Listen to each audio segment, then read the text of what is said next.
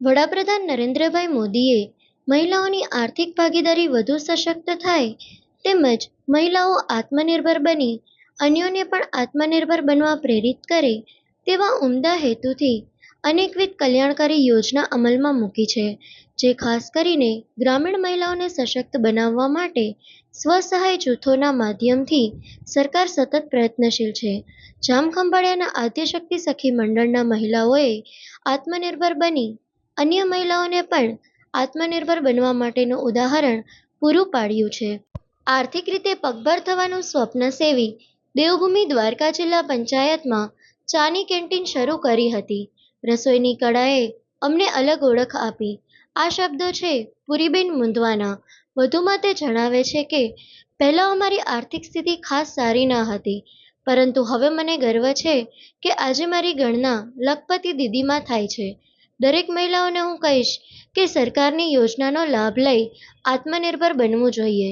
સરકાર દ્વારા મહિલાઓને પગભર કરવા અને સાચા અર્થમાં ગૃહલક્ષ્મી બનીને પરિવારને ટેકો આપી શકે તેવી યોજનાઓ બનાવવામાં આવી છે.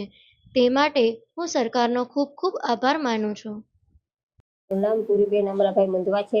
અમે ભરવાડ જ્ઞાતિને છે. ખંભાળિયા તાલુકો ખંભાળિયા, જિલ્લો દેવભૂમિ દ્વારકા ને શક્તિનગરમાં રહું છું.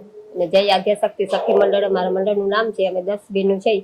10 બહેનું કામ કરી 2013માંથી જે મંડળ અમને 2010માં ચાલુ કર્યું હતું મંડળ. 2013માં અમને આ કેન્ટીન મળી છે. જ્યારે જામનગર જિલ્લો અલગ પડ્યો દેવભૂમિ દ્વારકા ત્યારે ને કેન્ટીન ચાલુ કરવાની શરૂઆતમાં તો અમારે સાવ પરિસ્થિતિ નબળી હતી.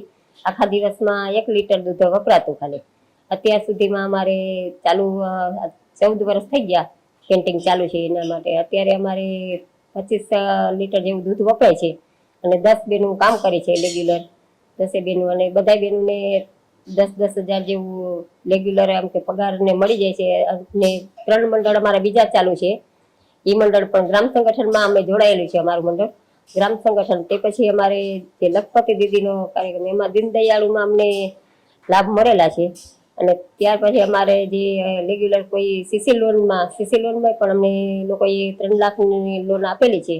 એ પણ રેગ્યુલર બેનું હપ્તા ભરે છે. અને અમારો રોજગાર શરૂઆતથી થોડું હતું પણ અત્યારે રેગ્યુલર ચાલુ છે. સર રોજે અમારે કેન્ટીનમાં 60 કે 70 જેવા વ્યક્તિ જમે છે.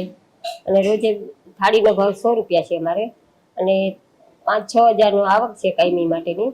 અને એમાં અમારું જે કરિયાણું અમે લઈ છે એ તેમાંથી લઈ છે. અને દૂધ બધી ખર્ચો અમે કેન્ટીનનો એ આવકમાંથી નથી બધો કાઢી છે. કેન્ટીન રેગ્યુલર ચાલુ જ છે. અત્યારે પંચાયત જિલ્લા પંચાયતમાં ચાલુ છે. પણ અત્યારે અધિકારીઓ જે આરોગ્ય શાખા છે તેમ DRDO અને પંચાયત શાખા એ લોકો અમને કોઈ ટ્રેનિંગ હોય કોઈ પણ કાર્યક્રમ હોય તો અમને લાભ આપે છે. અને રેગ્યુલર કેન્ટીન ચાલુ છે અમારે. અને અત્યારે અમને સરકારશ્રીનો અમે ખૂબ ખૂબ આભાર માની છે.